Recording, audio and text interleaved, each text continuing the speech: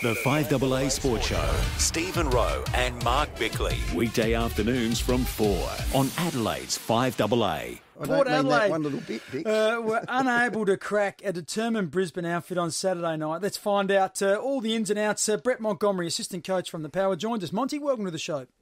Yeah, thank you, boys. Monty. Hey, it was a tough, hard-fought encounter, but unfortunately the Lions seemed to own the big moments late in the game. Would you agree with that? I definitely agree with that, particularly when they got their noses in front.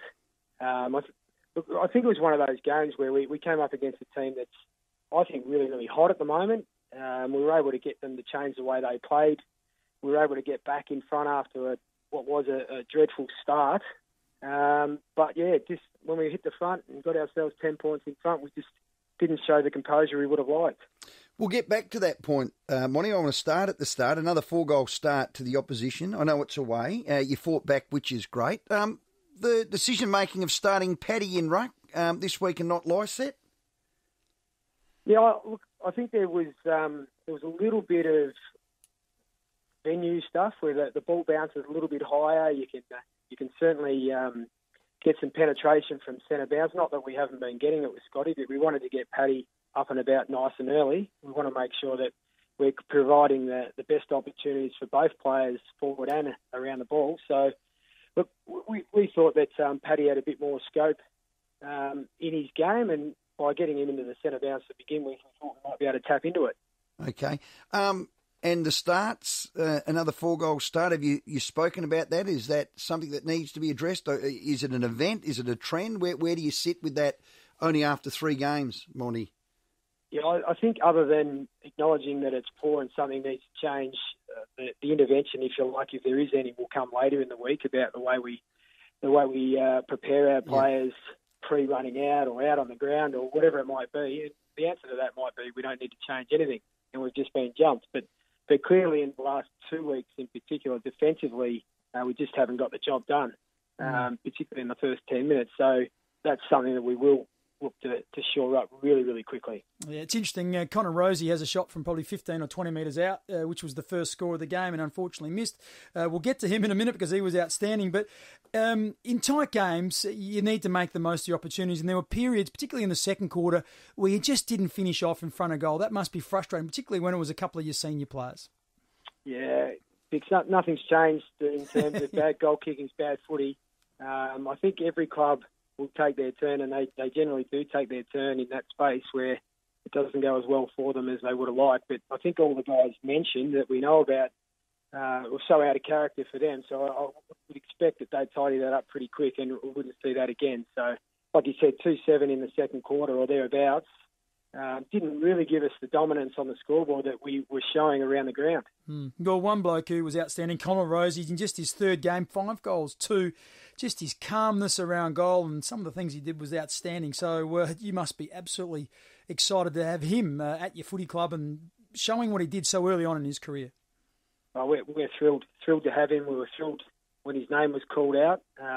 What I would say is the preparation he came to the club with from the programs he's had previously was first class. He turned up as a young player that they don't, which is quite rare that they come in with such footy smarts and acumen around all phases of the game, and he brought that with him. So we had a pretty good product on our hands day one, and it's no surprise to us that he's been able to show those talents so early in the season. And I think, you mentioned the 5 goals too, and one of the ones he missed was probably the easiest shot he had for the day. So he really has impressed us with his how clean he is, particularly when the ball can be a bit dewy, and even last week when the rain set in. So he was a class above in that area. Yeah. Rocky, he okay? And what about Robbie Gray while we're at it?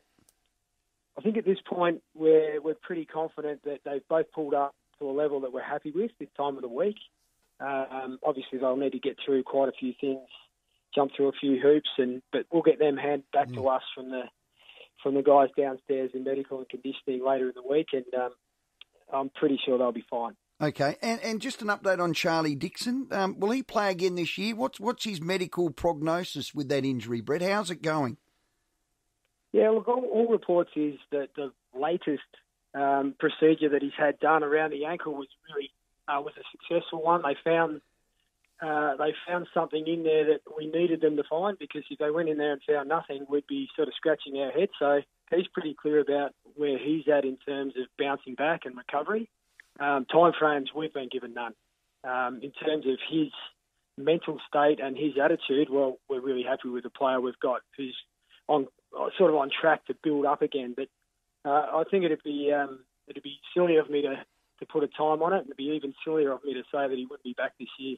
Yeah, okay. And just one general one, the umpiring in round threes copped some confusion amongst some coaches. I called it the worst umpiring in the history of the game. I might have gone a bit hard on that one, Monty. Especially this forceful contact below the knees. What is there any confusion with the players and the coaches? Is there any frustration with the interpretation of that one specifically? Not that I'm fully aware of. You're asking my opinion about the rule. I think the intention of the rule is a really good one. The adjudication of it, I'm probably not going to speak in quite as glowing terms. But I think the rule's a good one. Has it been umpired exactly how it was intended?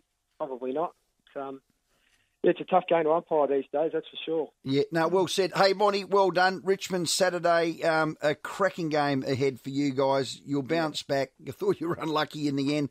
Maybe the better team did win. They were in front for most of the day. But, mate, thanks for your time. Great work.